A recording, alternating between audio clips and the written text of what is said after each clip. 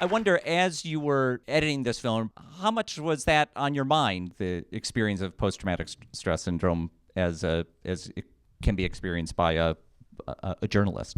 I started making the film because I was in hiatus where I was working on Restrepo, and basically I'd finished a book. I've been living in West Africa for many years. I was a resident in Liberia. I covered the wars there in Sierra Leone, Liberia, Ivory Coast. I did an interview with a journalist who for the BBC who's making a series of programs about artists that are ethically challenged, which kind of made me laugh. And I showed her the footage some of the footage from Liberia that didn't make it into the film Liberian Uncivil War, which we played in 2004 at IDFA open there. And I saw the look on her face, and she was really shocked. And I wasn't really shocked by the footage, but I was really shocked by the look on her face. And then I felt really disturbed by that reaction, and I realized, like, wow, what's happened to me? I've always made the work I'm not in the work, I'm not in Restrepo, I'm not in any of the work I've ever done. I felt very important that as a documentarian that there's a distance that I'm recording and witnessing, and this was the first time where I was like, okay, let me make something just as a way of exploring through the material myself. So in that way, it's quite a kind of self-indulgent film to make. Watching those hotel room scenes, I was thinking, this is like Lost in Translation if Bill Murray was a war correspondent.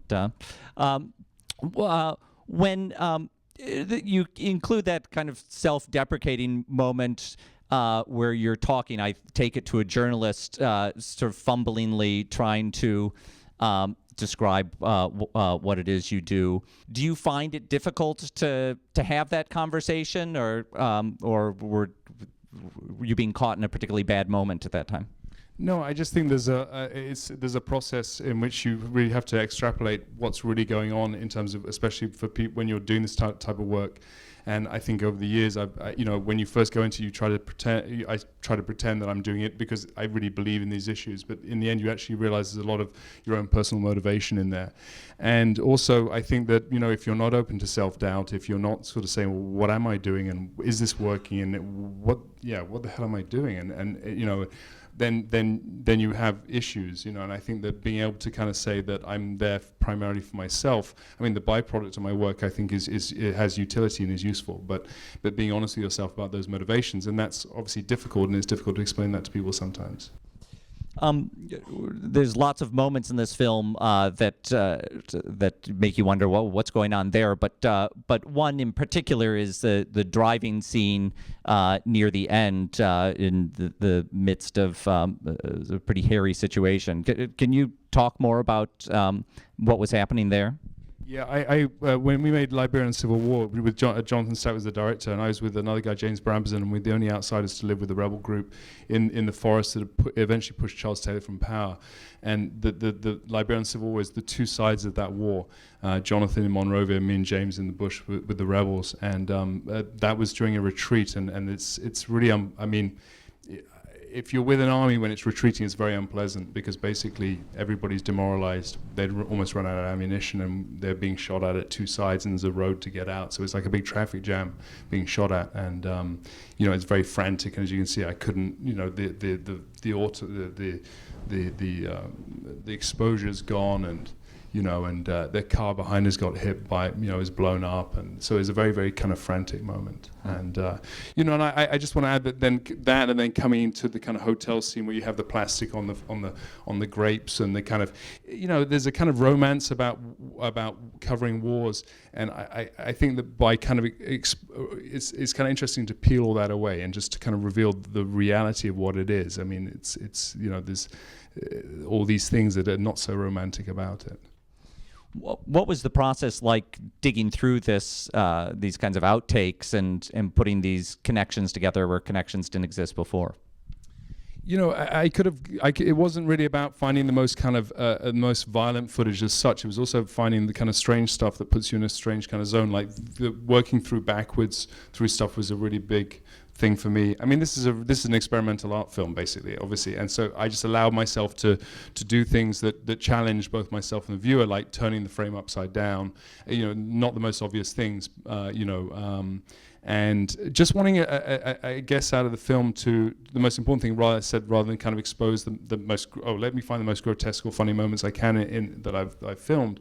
It was rather just to kind of, I wanted to really give the viewer the simultaneity of experience, the fact that you can be in Times Square one day and then the next day you can get on a plane and go into another reality, and that all these realities coexist together, and that is what we see in the news media, that this kind of separation, that we see on the screen, but in fact those realities are happening like now, and that kind of simultaneity of experience for me was really at the heart of making the film.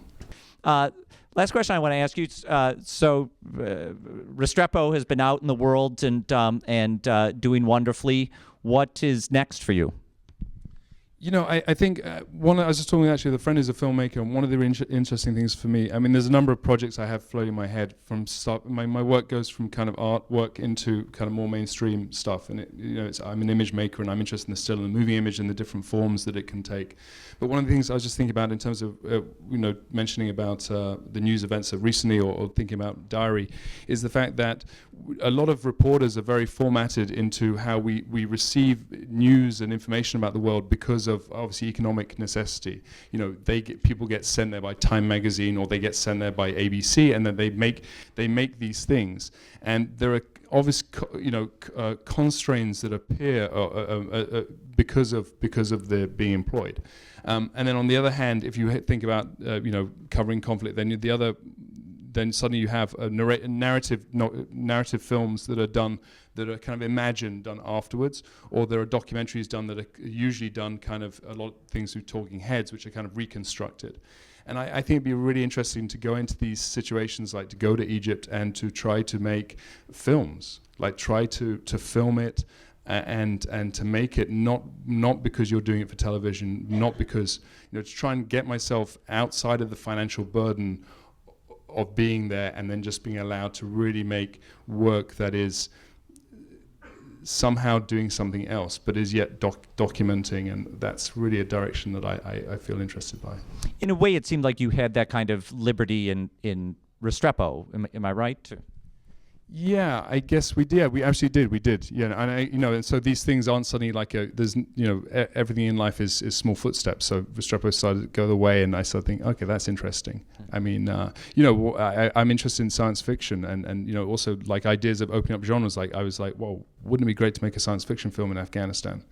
So mixing places and I ideas. thought Restrepo was.